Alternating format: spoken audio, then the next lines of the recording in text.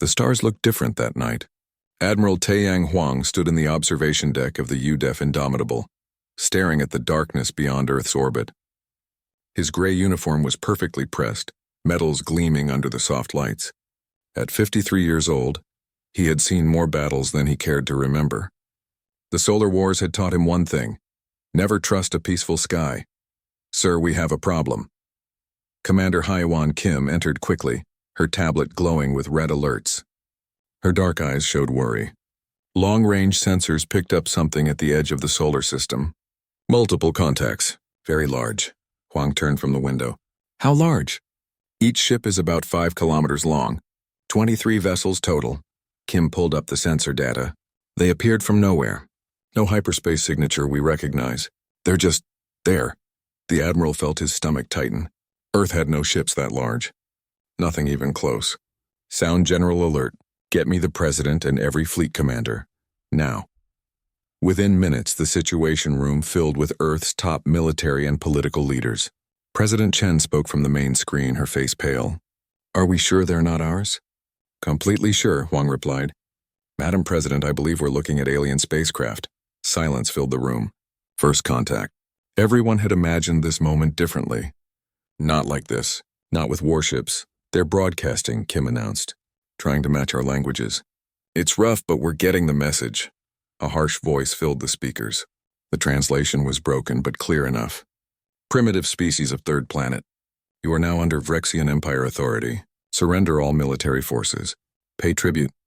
Resistance will result in complete destruction. You have 48 hours.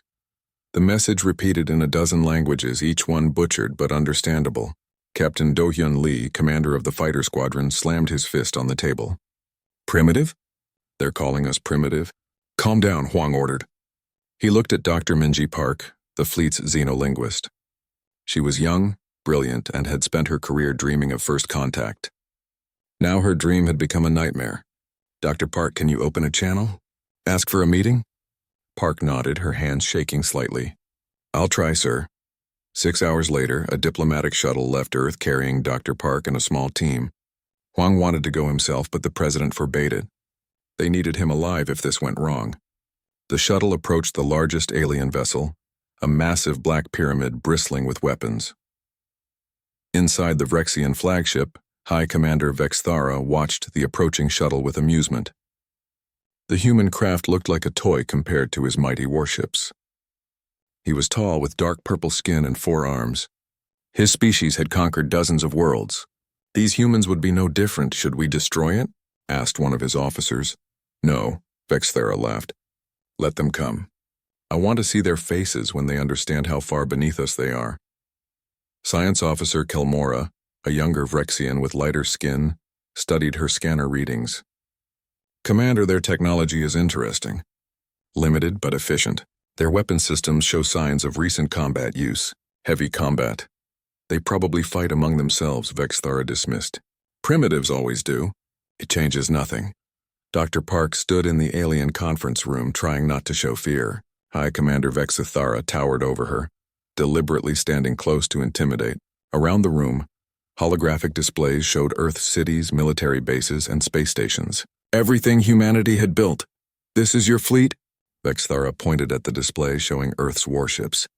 147 vessels, small, weak, using primitive fusion drives and projectile weapons. He laughed, and his officers joined in. "You have no energy shields, no plasma weapons, no faster-than-light travel. You are children playing with toys." Park kept her voice steady. "We come in peace. We wish to establish diplomatic relations. There's no need for conflict." "Peace?" Vexthara leaned down, his face close to hers. "You misunderstand. This is not a negotiation. Your world is now property of the Vrexian Empire. You will provide resources, technology, and labor, or you will die. Those are your only choices. We won't surrender," Park said quietly. The alien commander laughed harder. "Then you will die. 48 hours. Then we begin pacification. If you resist, we will destroy your cities one by one until you beg for mercy." He waved dismissively. "Now leave. You bore me." Back on the Indomitable, Park gave her report. She looked defeated. "They won't negotiate. They see us as animals, barely sentient." Huang nodded slowly. He'd expected this. Commander Kim, what did we learn from the meeting? Kim pulled up her analysis. Their ships are powerful, but their formations are rigid, traditional. They moved in perfect geometric patterns. No improvisation. Their shield technology is impressive, but I noticed something. All their weapons are energy-based. Plasma and lasers. And? Asked Captain Lee. Energy shields are designed to stop energy weapons, Kim explained. But physical projectiles work differently. Our kinetic weapons might penetrate where lasers can't. Huang smiled grimly. They think we're primitive because we use railguns and missiles. They don't understand we use them because they work. He looked around the room. These aliens haven't fought a real war in a long time. You can see it in their tactics. Everything is parade ground perfect.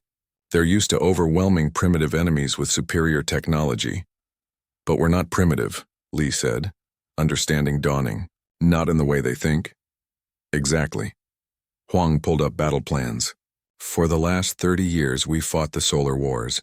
Mars against Earth. Belt miners against both. Vicious, brutal combat where every advantage mattered. We developed weapons and tactics born from desperation. Swarm attacks. Stealth systems. EMP warfare. Kamikaze runs. Everything we needed to survive against enemies who had better positions, better resources. They don't know about the solar wars, Kim realized. They looked at our technology level and assumed we were peaceful primitives just reaching for the stars. Their mistake, Huang said. Get me Major Sang-Jin Oh. His stealth corvettes will be crucial. And contact engineer Jiwan Choi. I want every Hellstorm kinetic platform ready to launch. If they want a war, we'll give them one they'll never forget. The countdown began. 48 hours. Earth's shipyards worked frantically, loading weapons and making final repairs. Families said goodbyes. Soldiers wrote letters they hoped no one would have to read. Everyone knew the odds. 23 massive alien warships against humanity's smaller fleet. On the Vrexian flagship, Kelmora approached her commander. Sir, I recommend caution. The humans have been fighting recently. Their combat readiness is high. Vexithera waved her away. They fought with sticks and stones among themselves. It means nothing. When the deadline expires, we will demonstrate true power. The humans will surrender or their world will burn. Either way, this will be over quickly. Kelmora said nothing more, but worry gnawed at her. She had studied primitive species before. The dangerous ones weren't the peaceful civilizations. The dangerous ones were those who had recently survived terrible wars. Wars that taught hard lessons. As the final hours ticked away, Huang stood on the bridge of the Indomitable. His fleet was positioned in loose formation, ready to scatter and reform. Captain Lee's fighter squadrons hid in the asteroid belt. Major O's stealth ships drifted silently, invisible to alien sensors. Everything was ready. Time's up, Kim announced quietly. On every screen, the alien fleet began to move. 23 massive warships advancing on Earth in perfect formation. Beautiful. Terrifying. Unstoppable. Or so they thought. Huang took a deep breath. All ships, this is Admiral Huang. They called us primitive. They think we're easy prey. Let's teach these bastards what humans do when cornered. All forces engage. The battle for Earth had begun. The void between Earth and the advancing Vrexian fleet exploded with light. 23 alien dreadnoughts fired their plasma lances simultaneously, bright green beams cutting through space. 2 human frigates never had a chance. Their hulls melted like butter, crews dead before they could scream. Evasive patterns, Admiral Huang ordered. The Indomitable lurched sideways as another plasma beam missed by meters. Around him, the human fleet scattered like startled birds. The aliens had expected a defensive line. Instead, the human ships broke in every direction. High Commander Vexithera watched the chaos with satisfaction. They run already, pathetic. All vessels maintain formation. We will destroy them systematically. The Vrexian fleet advanced in their perfect wedge formation, firing at scattered human vessels.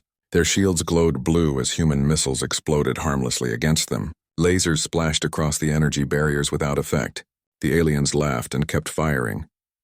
Sir, they're ignoring the belt, Commander Kim reported to Huang. They think we're just running scared. Good. Huang watched his tactical display. The alien fleet was exactly where he wanted them. Major O, you are weapons free. Show them what scared humans can do. In the asteroid belt, Major Sang-Jin smiled inside his helmet. His stealth corvette, the Silent Strike, had been drifting for hours, powered down, invisible. Around him, 20 more corvettes did the same. The aliens had flown right past them. All units, activate and engage, O commanded. Target their rear vessels. Hit them hard. The corvettes came alive. Their engines flared and they accelerated to attack speed in seconds. Each ship carried one weapon, a kinetic kill vehicle. A tungsten rod, 5 meters long and 1 meter wide, accelerated by electromagnetic rails to incredible speed. The Vrexians never saw them coming. The first kinetic rod hit a dreadnought from behind, punching through the ship like a bullet through paper. The impact released energy equivalent to a nuclear bomb. The alien ship's rear section exploded, sending debris spinning into space. What was that? Vexthara shouted. His tactical officer looked confused. Unknown, Commander. It wasn't an energy weapon. Something physical struck the Dawnbringer. 2 more dreadnoughts shuddered as kinetic rods tore through them. The Vrexian shields, designed to deflect plasma and lasers, offered no protection against solid metal moving at a fraction of light speed. The physics were simple and brutal. Mass times velocity equals destruction. Shields are useless, an alien officer screamed. They're using primitive kinetic weapons. Vexthara finally understood. These humans weren't primitive because they were stupid. They were using weapons that worked. Simple, effective, deadly weapons. All ships, rotate shields to physical barrier mode. Return fire on those small craft. But O's corvettes were already gone, disappearing back into the asteroid field. They had done their job. 3 alien dreadnoughts were crippled or destroyed. The perfect Vrexian formation was broken. Now! Huang ordered. Captain Lee, launch all fighters. Captain Do-Hyun Lee sat in his fighter cockpit, hands gripping the controls. Around him, 300 fighters launched from hidden positions. They came from everywhere at once, behind asteroids, from stealth carriers, even from disabled human ships that were actually fine and playing dead. Blue Squadron, hit the damaged ships. Red Squadron, target their sensor arrays. Green Squadron, with me. Lee accelerated toward the nearest dreadnought. His fighter was tiny compared to the alien warship, but that was the point. Too small to hit easily, too many to stop. The Vrexians tried to shoot down the swarm of fighters, but there were too many, attacking from too many directions. Their weapons were designed for ship-to-ship combat, not anti-fighter defense. Human pilots weaved through plasma fire, getting close enough to launch missiles at weak points. Lieutenant Yoon-ji Yoon, tactical officer aboard the Indomitable, coordinated the chaos. Her screens showed hundreds of moving targets, but she kept track of everyone. Blue Squadron, target is open. Hit the reactor section! Red Squadron, bank left. You have 3 friendlies in your firing line. The battle became a storm of violence. Human ships that had been running suddenly turned and charged. Destroyers fired their railguns at point-blank range, hurling metal slugs that punched through alien armor. Frigates launched waves of missiles, overwhelming alien point defenses through sheer numbers. This is insane, a Vrexian weapons officer shouted. They're not following any tactical doctrine. They're attacking from every direction without coordination. They are coordinating, Kellamora realized, watching her scanner. Just not the way we do. Every unit is independent but working toward the same goal. Like a pack of predators, she was right. Human military doctrine, forged in the Solar Wars, emphasized individual initiative and flexible tactics. Every captain, every pilot could make decisions without waiting for orders. The Vrexians, with their rigid command structure, couldn't adapt fast enough. Engineer Ji-Won Choi watched from Earth's orbital command center. Her creation, the Hellstorm system, was ready. Admiral requesting permission to fire. Granted, Huang replied. Light them up. Around Earth's orbit, hidden platforms activated. Each one contained 100 kinetic penetrators, smaller than O's ship killers, but numerous. They launched in waves, thousands of tungsten darts accelerating toward the alien fleet. The Vrexians tried to adapt their shields, but you can't shield against everything at once. When they optimized against kinetic weapons, human lasers started cutting through. When they switched back to energy defense, more kinetic rounds struck home. The aliens were fighting a war on terms they didn't understand. Captain Lee's fighter took a glancing hit. His left wing sheared off, sending him spinning. He fought the controls, stabilized, and kept attacking with just maneuvering thrusters. Another fighter pilot, wounded and dying, rammed her craft into a Vrexian weapons port, silencing a plasma cannon. Pull back, Vexthara finally ordered. His pride was shattered along with his fleet. 8 dreadnoughts were destroyed or crippled. Dozens more showed heavy damage. The humans, despite losing over 40 ships, were still fighting with terrifying intensity. "Commander, we should retreat beyond Mars orbit and regroup," Kelmora advised. For once, Vexthara listened. The Vrexian fleet began a fighting withdrawal, firing continuously as they backed away from Earth. "Let them go," Huang ordered, though it hurt to say it. His fleet had fought brilliantly, but they were exhausted and low on ammunition. All ships returned to rally points. Begin damage assessment and rescue operations. The battle had lasted 6 hours. Space between Earth and Mars was filled with debris from both sides. Rescue ships searched for survivors in the wreckage. Medical teams prepared for the wounded. Earth had survived, but barely. On the Indomitable's bridge, Huang allowed himself to sit. Every muscle ached. "Casualty report?" Kim's voice was heavy. 43 ships lost. 17 more heavily damaged. 14,000 dead. Another 6,000 wounded. The numbers hit like physical blows. 14,000 people. 14,000 families who would never see their loved ones again. Huang had known the cost would be high, but knowing didn't make it easier. "And the aliens?" he asked. 8 dreadnoughts confirmed destroyed. 3 more won't make it out of the solar system without major repairs. The rest are damaged but combat capable. Kim paused.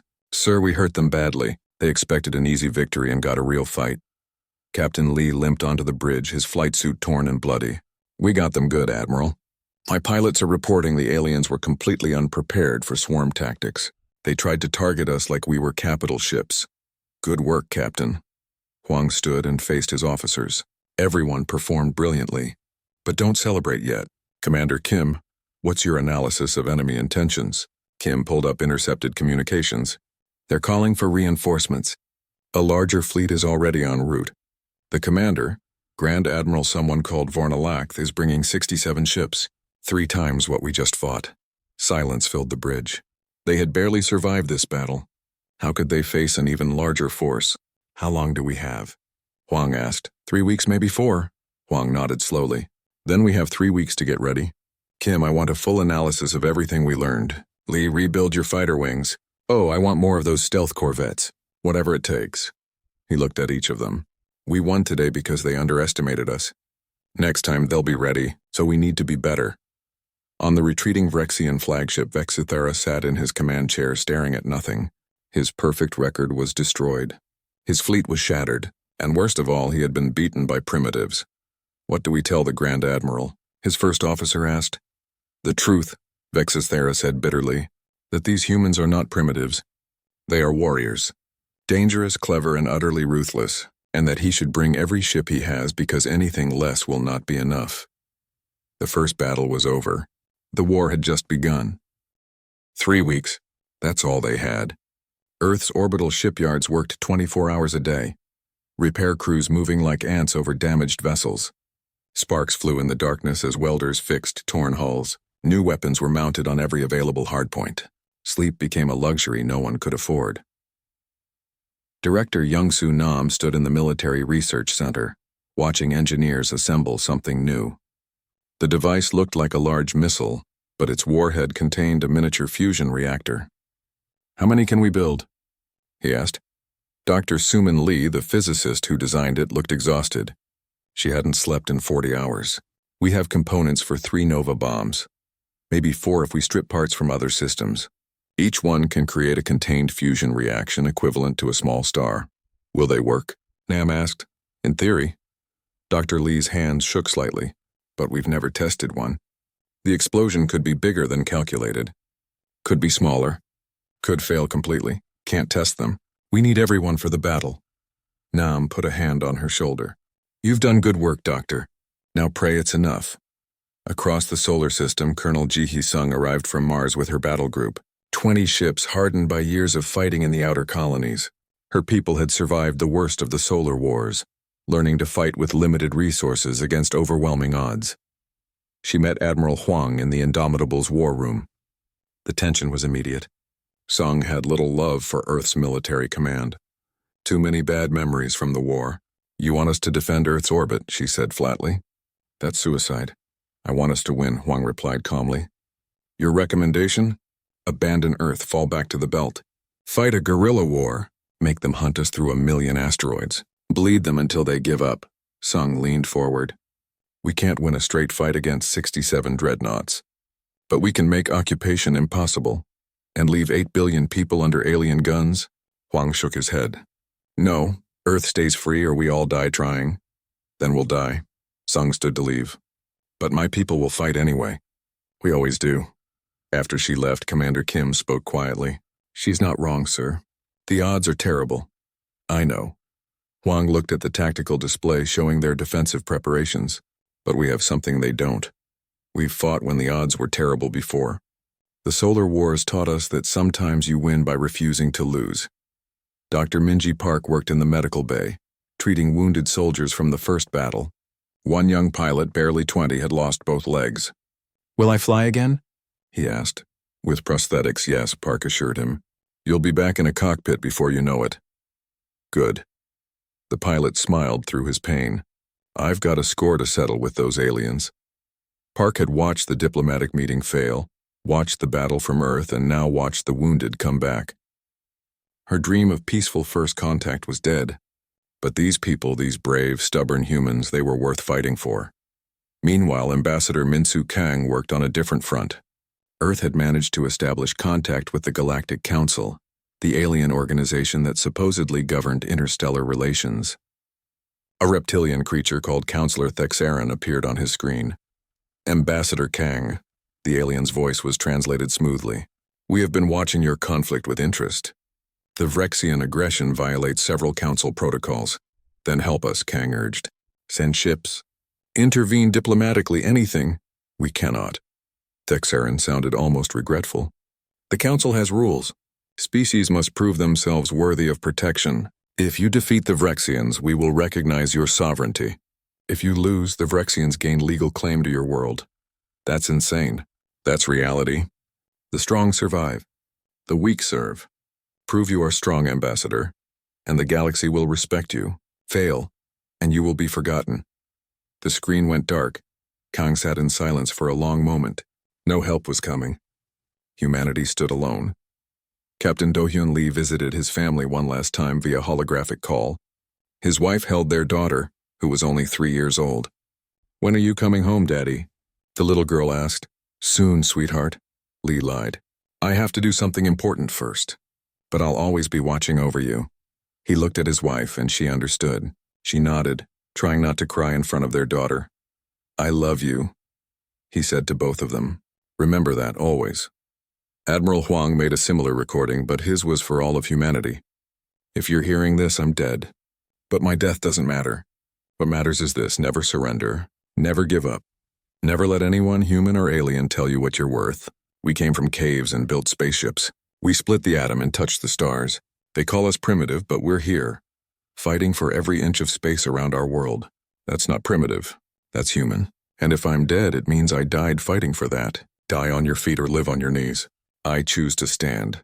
In the Vrexian fleet, now regrouped beyond Mars, Science Officer Kelmora studied human military history captured from Earth's networks. What she found terrified her. Humans had been fighting wars for their entire existence. Thousands of years of conflict, innovation, and adaptation. They had developed weapons for every environment. Land, sea, air, and now space. Commander Vexthera, you need to see this, she said, bringing her analysis to him. I don't care about human history, Vexthera growled. He was still bitter about his defeat. You should. They're not like other primitives. Most species fight among themselves occasionally. Humans have been at war almost continuously. They call it progress. Every weapon they have, they built it to kill other humans. Now they're using those weapons on us, it won't matter. Grand Admiral Vornalath brings enough ships to crush them utterly. Kelmora wasn't so sure. She had seen human determination firsthand, but she said nothing more. Her commander would not listen. Major O's stealth corvettes received upgrades, better engines, stronger weapons, improved cloaking. He personally tested each one, knowing that any failure meant death. His crews were volunteers, every one of them. They knew the odds and fought anyway. How many runs do you think we'll survive? One pilot asked O, maybe one. Maybe none. O smiled grimly. But that one run might save Earth. Worth it. The pilot nodded. Worth it.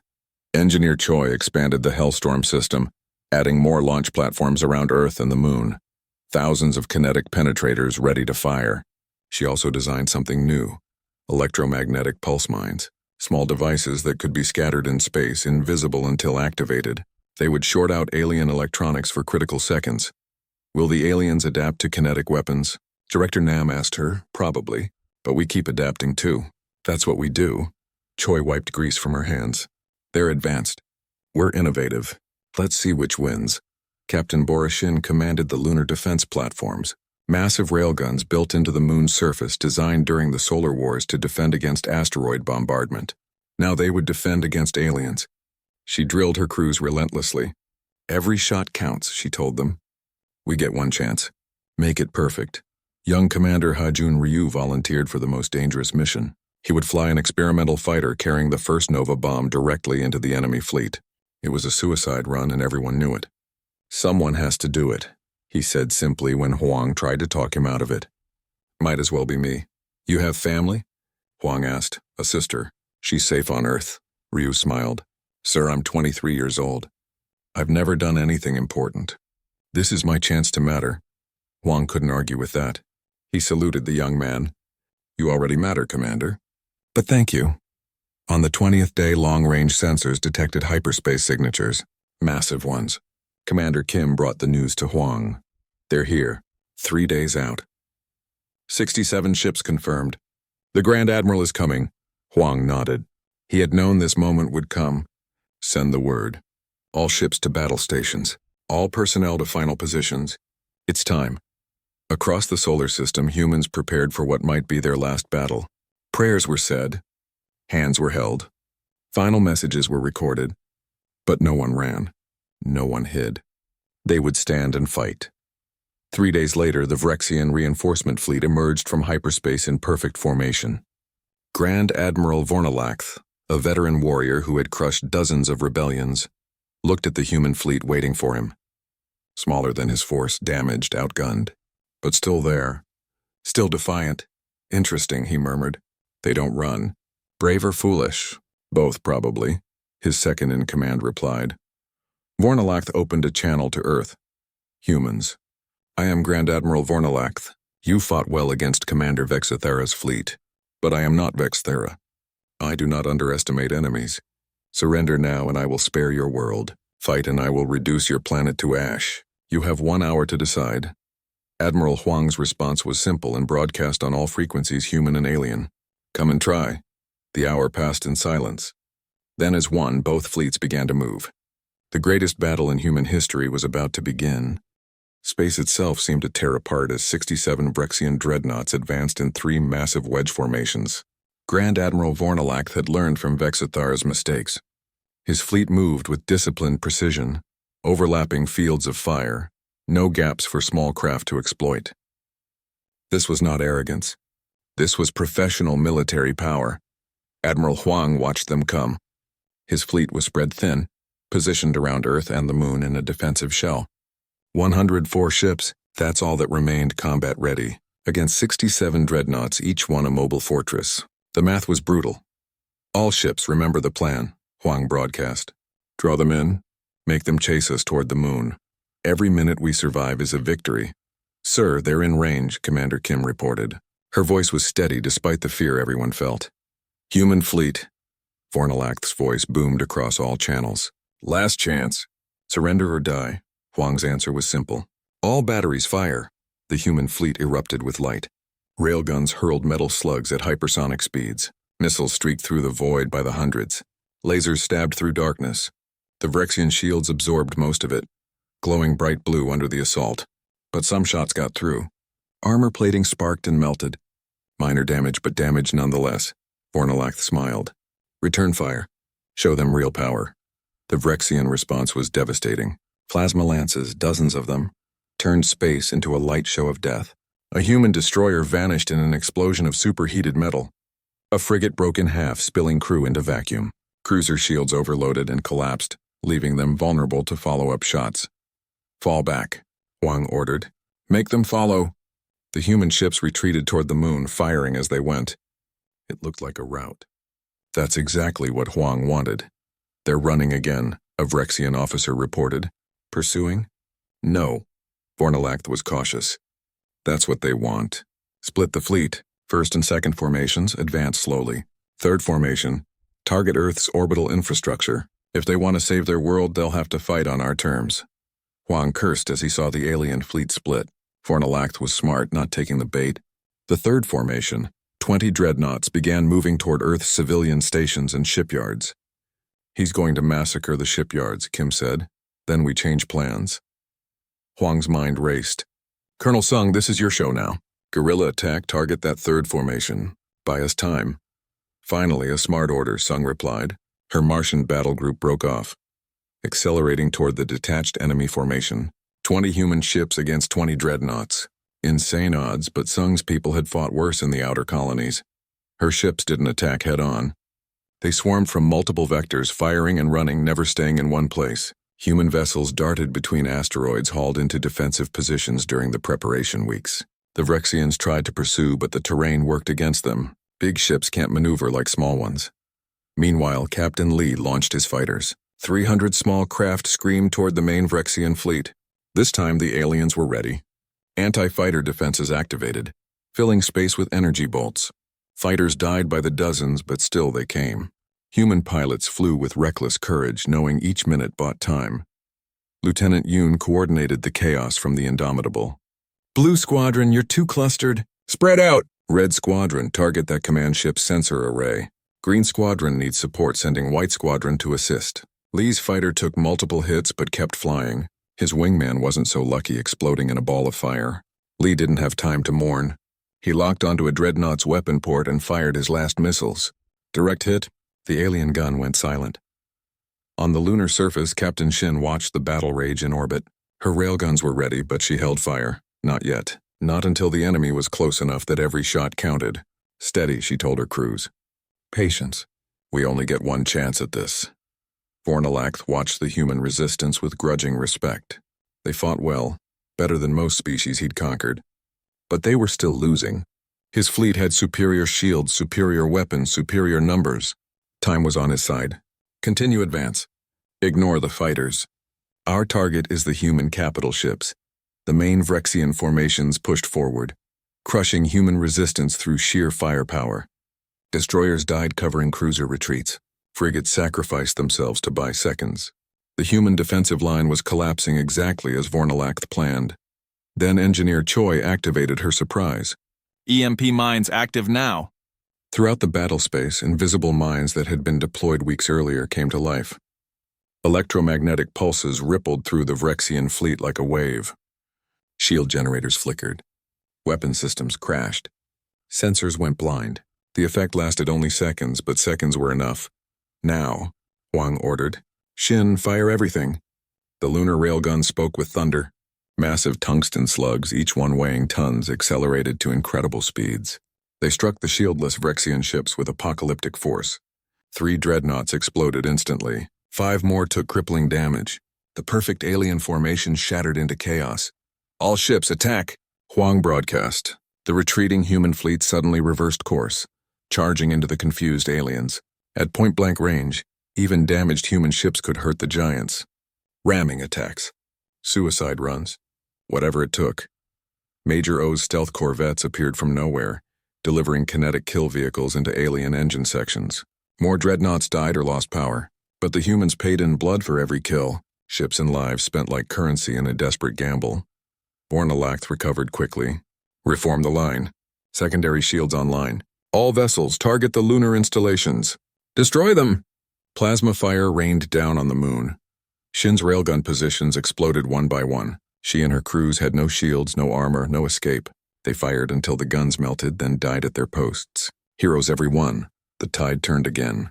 The Vrexian fleet stabilized, reformed, and began methodically destroying the human resistance. Huang watched ship after ship die. Friends, colleagues, people he'd known for years. All dying to protect Earth. Sir, we can't hold much longer, Kim reported. Tears ran down her face, but her voice stayed professional.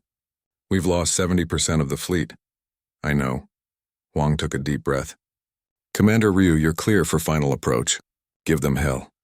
Young Commander Hajun Ryu sat in his experimental fighter, the Nova bomb secured in his cargo bay. This was it. His moment. His sacrifice. Copy that, Admiral. It's been an honor. He pushed his engines to maximum and accelerated toward the Vrexian flagship. The alien saw him coming and tried to shoot him down. His fighter took hit after hit. Left wing gone, right engine failing.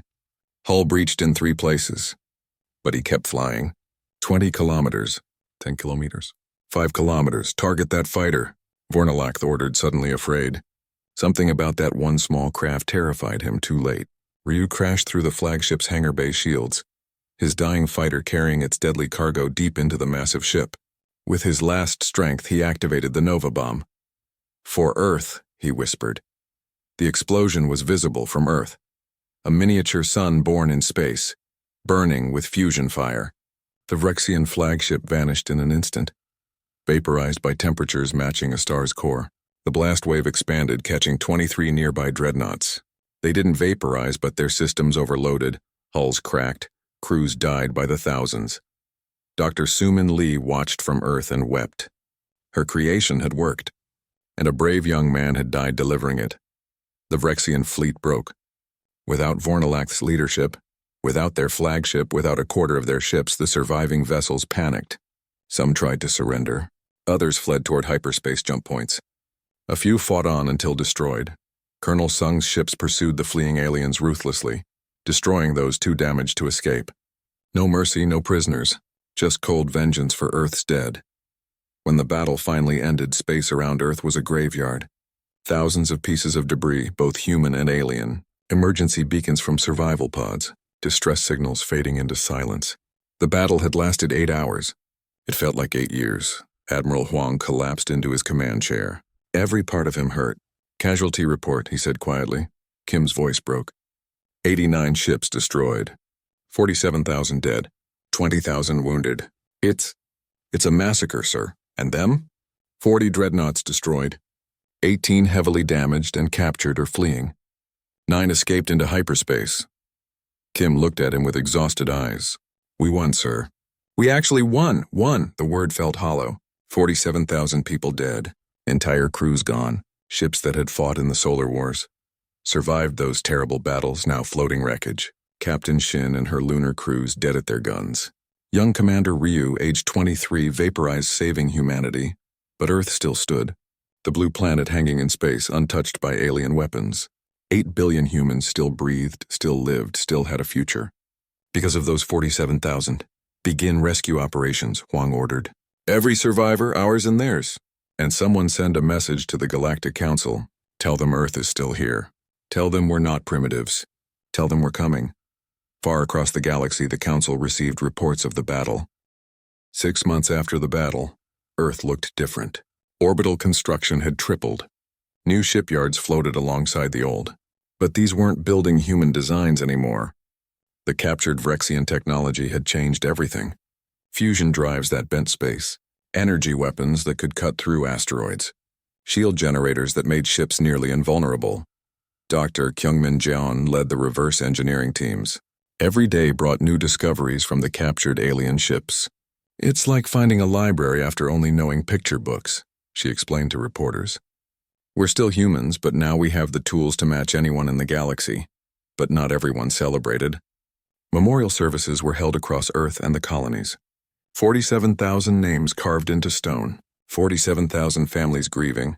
Commander Hajun Ryu had a statue now standing in Seoul, looking up at the stars he died protecting. Captain Bora Shin and her lunar defense crews were honored as the moon's last guard. Dr. Sumin Lee visited Ryu's sister, who looked so much like her dead brother. "He saved us all," Lee said, tears in her eyes. "I built the weapon, but he had the courage to use it." "I'm so sorry." Ryu's sister held her hand. "Don't apologize. He chose this. He wanted to matter. And he did. He always will."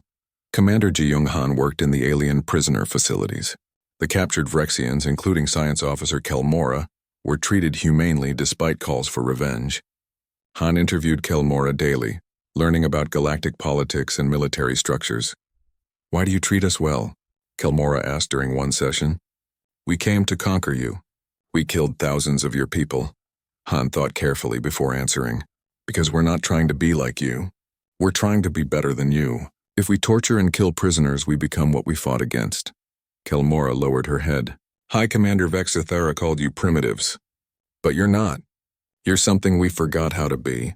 You're survivors who remember mercy. The information Kelmora provided proved invaluable. She explained the Galactic Council's structure, the various alien species and their politics, the rules that governed interstellar relations. Earth now knew the playing field. Secretary General Taehyung Cho prepared for Earth's first official contact with the Council. Ambassador Minsu Kang would lead the delegation, but Cho insisted on going himself. "This is too important," he said. "Earth needs to make a statement." Admiral Huang, now promoted to Commander of United Defense Forces, accompanied them. So did Dr. Park, Colonel Sung, and Captain Lee. They traveled in a new ship, the UDF Defiance, built with both human and Vrexian technology, a symbol of Earth's transformation. The Galactic Council met on a massive space station orbiting a neutral star. Hundreds of species, thousands of representatives, all gathered to witness humanity's first appearance. The humans entered to complete silence. Every eye, human or alien, watched them walk to the central floor. Counselor Thexarin, the reptilian who had spoken with Kang before, opened the session. "Humans of Earth, you have proven yourselves in combat. 2 Vrexian fleets lie destroyed in your system. By Council law, this grants you the right to petition for membership. Do you accept our terms?" Secretary General Cho stepped forward. He was 60 years old, gray-haired, and had survived 3 assassination attempts during the Solar Wars. He feared nothing. "What are your terms?" Another counselor, an insectoid creature called Ambassador Quinthora, spoke. "You must limit your military to defensive forces only. No warships capable of invading other systems. You must share your kinetic weapons technology under Council oversight, and you must accept Council observers to ensure compliance." Murmurs ran through the assembled aliens. These were harsh terms, designed to keep humanity weak, but they were standard for new species. Most accepted them gratefully. Cho listened politely, then smiled. "No," shocked silence. "No one refused the Council." "Explain yourself," Thexarin demanded. "You called us primitive," Cho said loudly, making sure everyone heard. "You allowed the Vrexians to attack us without intervention. You made us prove ourselves through blood. 47,000 of my people died earning this moment. So no, we will not accept restrictions that other species don't face. We will join your Council, but as equals, not as subordinates." "Impossible," another counselor shouted. "New species must prove they can be trusted." Admiral Huang stepped forward. His military bearing commanded attention. "We destroyed 2 fleets that your laws allowed to attack us. If you want us to trust you, you must first trust us. We offer mutual defense treaties. We'll share some technology in exchange for other knowledge, but we will not disarm. We learned that lesson the hard way." War Marshal Dex Rion, leader of the militaristic Krogar Dominion, stood. He was massive, covered in scales and scars. "I like these humans. They speak plainly. No pretty words hiding weak intentions. The Krogar support their petition for full membership." Ambassador Quinthora clicked her mandibles thoughtfully. "The Hive Confederation also supports them. We have studied their battle tactics. The coordination shown by individual units working toward common goals is fascinating. We would learn from them as they would learn from us." Other species began to debate loudly. Some feared humanity's military strength. Others admired it. The Council had not been this divided in centuries. Finally, Thexarin called for order. "Enough, we will vote. Full membership with standard mutual defense obligations but without military restrictions. All in favor?" The vote was close. Many species opposed letting humans maintain military sovereignty. But enough voted in favor, swayed by Dexrian and Quinthora's support. Humanity gained full Council membership. Cho addressed the Council one more time. "We came from a small blue planet, fighting among ourselves, unaware the universe watched. You dismissed us as primitive. But we're here now. We'll honor our treaties. We'll trade fairly. We'll defend our allies. But we'll never again let anyone decide our worth." That's humanity's promise to this Council. The session ended with mixed reactions. Some species celebrated humanity's addition. Others plotted how to contain this dangerous new power. But everyone agreed. The galaxy had changed. A new player had emerged, and they were nothing like expected. Back on Earth, the news sparked celebrations. Humanity was no longer alone, no longer isolated. They had a place among the stars. Dr. Park established the Institute of Xenorelations, dedicated to peaceful cooperation with alien species. Thousands of students enrolled, eager to learn about the wider universe. Colonel Sung remained with the military, now commanding joint species training exercises. She found unexpected friendship with Krogar warriors who appreciated her direct, no-nonsense approach to combat. "Your people fight like us," a Krogar commander told her. "Born in war, seeking peace, ready for both." Captain Lee retired to spend time with his family. He had survived both battles, but the cost weighed on him. Too many friends lost. But watching his daughter play in the park, knowing she would grow up in a universe where humans were respected, made it worthwhile. The Vrexian Empire, humiliated by their defeats, withdrew from council affairs. High Commander Vexithera was executed for his failures. Some Vrexians, like Kelmora, chose to remain with humanity, helping bridge the gap between species. She became an advisor to Earth's military, teaching them about galactic warfare while learning human tactics. Director Nam's research teams made breakthrough after breakthrough. Combining human innovation with alien technology created something new. Ships that could cross the galaxy in weeks, weapons that defended without destroying, medical advances that saved countless lives. 1 year after the first battle, Admiral Huang stood at the memorial on the moon. 47,000 names surrounded him. He touched Commander Ryu's name gently. "We did it, son. We're out there now among the stars, just like you wanted." He looked up at Earth hanging in the black sky. Humanity's cradle. Their home. Once dismissed as primitive, now recognized as a force to be reckoned with. But Huang knew the truth. They weren't superior to other species. They weren't destined to rule. They were just survivors who refused to quit. That's what made them dangerous, not their weapons or ships or technology, their refusal to accept defeat. Their ability to adapt, innovate, and overcome. The galaxy had expected primitives and found warriors, had expected submission and found defiance. A message arrived at Earth's military command 3 months later. An unknown species suffering under oppression from a council member state requested help. They had heard of humanity's victory. They hoped Earth might aid them. The request sparked intense debate. Should humanity intervene in galactic affairs, risk making enemies, or stand aside and let others suffer? Secretary General Cho called an emergency meeting with military and civilian leaders. Admiral Huang sat in that meeting, listening to arguments from every side. Finally, they asked his opinion. He thought of Ryu, of Shin, of the 47,000 who died defending Earth. What would they want? "We fought for the right to exist free," Huang said slowly. "Now others ask for the same chance. If we ignore them, we're no better than the Vrexians who attacked us. If we help them, we risk war. But isn't that what it means to be human? To stand up when standing up is hard?" Dr. Park spoke next. "We can't save everyone, but we can try to help someone. Isn't that what we learned?